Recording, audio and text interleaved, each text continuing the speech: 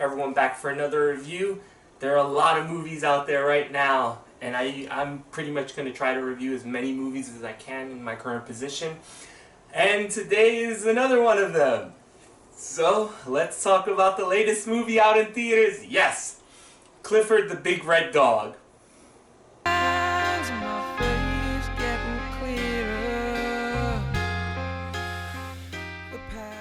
Clifford the Big Red Dog is the story about a girl named Emily who's just moved to Spanish Harlem.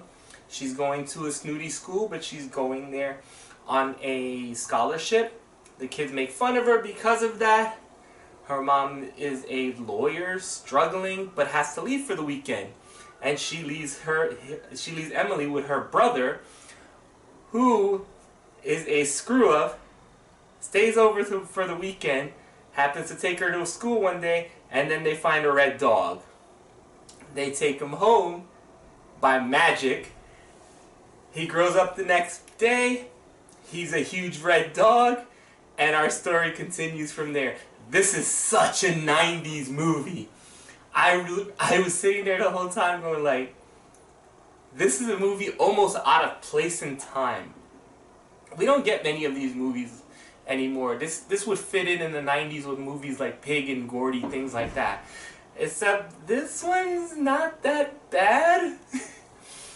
The good of the movie, I really like the main actress, the girl who played Emily, played by Darby Camp.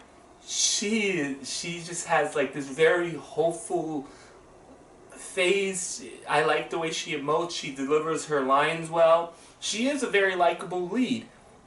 So that was a good thing. Her Uncle Cassidy, played by Jack Whitehall, he wasn't bad either. I didn't think his jokes landed as much as some of the other ones, but he wasn't bad. Like, he was a likable character.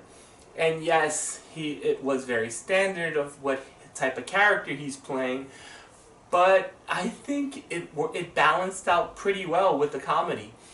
Comedy was very hit or miss. There were some surprisingly funny jokes in this movie.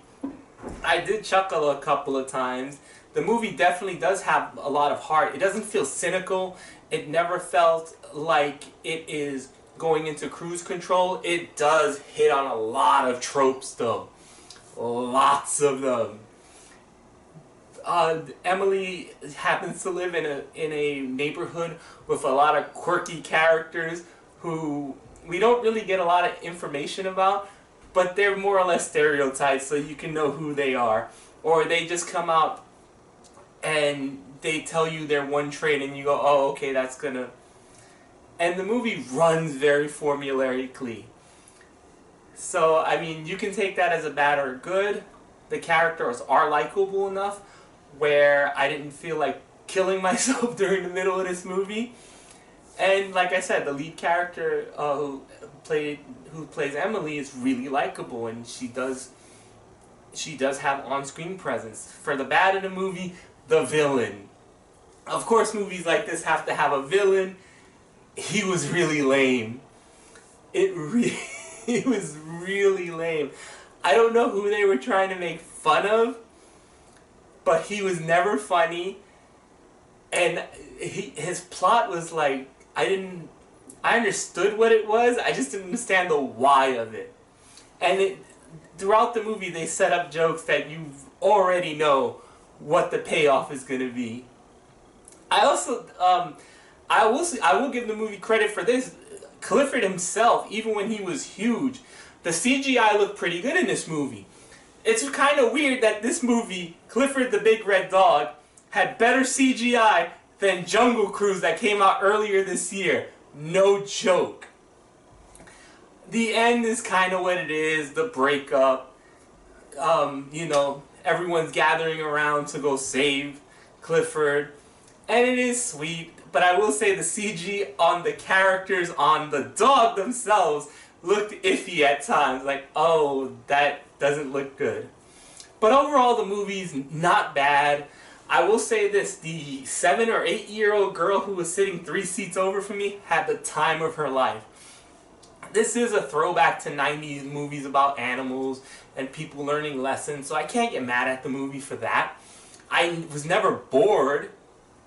So that's one thing to say. Also, I can't get mad at this movie. It did make me chuckle a couple of times, so that was cool. It was fairly well shot.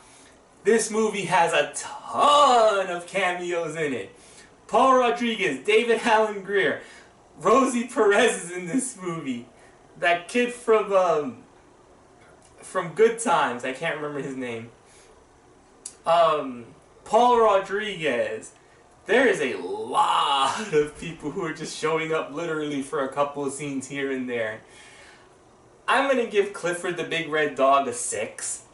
I'll bump it up to a 6.5.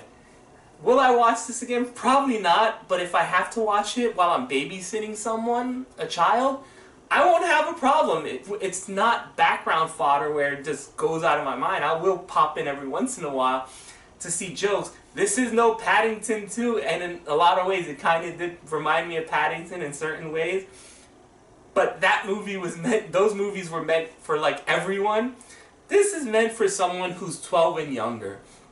So if you have to babysit a kid and they want to go to this movie, I don't think you'll have too much of a problem with it. You'll feel fine, and every once in a while I think you will get a chuckle. That's all for Clifford the Big Red Dog. On Thursday I'm going to be reviewing Belfast. So that's all for today. Until next time.